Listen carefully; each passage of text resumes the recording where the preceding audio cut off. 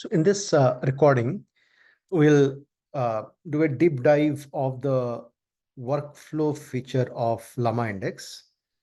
I plan to do a series on this one to actually understand more about the value proposition of this feature. So today I did the first round of um, uh, exploring this feature.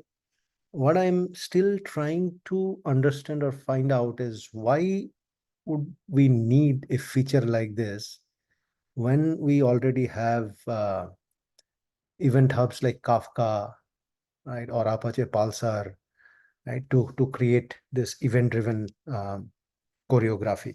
So that answer, I don't have it. I don't know why, what additional benefit this workflow feature will give us. That answer I'll try to find out, but today let's see how this works. So to understand the working of workflow, I created a very simple example of a customer onboarding scenario. Let's say customer onboarding has step 1, step 2, step 3, step 4. And each of this step is if we assign a particular language agent to take care of a particular step, right, then I would probably choreograph it like this. So the first agent completes step 1, creates an event, and then it triggers the agent who does step 2. Step 2, after completing it, generates an event. Then the agent 3 wakes up, it completes step 3, and finally agent 4 completes step 4 and ends the workflow. So I missed an arrow here, but this is the example that we'll take to see how the LlamaIndex workflow choreographs this, right? So let me go to the documentation first. So this is the documentation of LlamaIndex workflow. So a workflow in LlamaIndex is an event-driven abstraction used to chain together several events.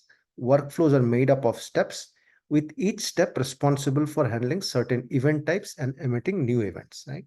So let's take a look at the program, the sample program that I have written. Now, this one, I have not used any LLM or any LLM because I just wanted to understand the feature of workflow, right? How, like, you can also choreograph any step without a LLM as well, right? So this doesn't use an LLM. So if you use it, you will not be spending any tokens, right? You can ignore this. I always have this in my program, right? So here, the way it works, right? So for each of those steps, right, I define an event. So this is the event for customer onboarding step 1. This is the event for customer onboarding step 2. Similarly, step 3 and step 4. These are the 4 events that I have defined. Now I'm creating my workflow. So customer onboarding is the workflow name. It extends workflow, which is a LlamaIndex class, right? And this is all the magic happens here. Now, each step now, or let's say each agent, right, or each step like needs this decorator. This is my first agent. The first agent always, or the first step always takes a built-in event called start event, right? This is what my initiation event is for this workflow, right? This event, or sorry, this step, after completing its logic, right, its internal logic, it will emit this event, customer onboarding step 2, right? This is what, where I'm emitting it. I'm returning this event with the state value as step 2, right? So when the workflow starts, since it is a start event, it executes this step. This is a dummy logic that I put, but this is where I'll put the logic of what I want this agent to do. And once I'm done, this agent or this step is going to emit an event, which is returning an event of customer onboarding step 2, right? The next step or the next agent takes this as an input, right? So that's where this choreography is happening, right? It sends an event. This event is now goes as an input to the next step, right? This is this connection. From this step to this step, the connection is this event, right?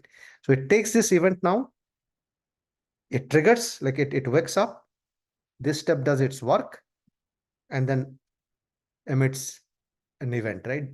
Basically, it returns an event. This is the event that is generated by this step, which now goes as a input to the next step. The next step executes its logic, emits an event. This event goes to the next step. And this step is my final stop event, right? Stop and start event are two built-in events.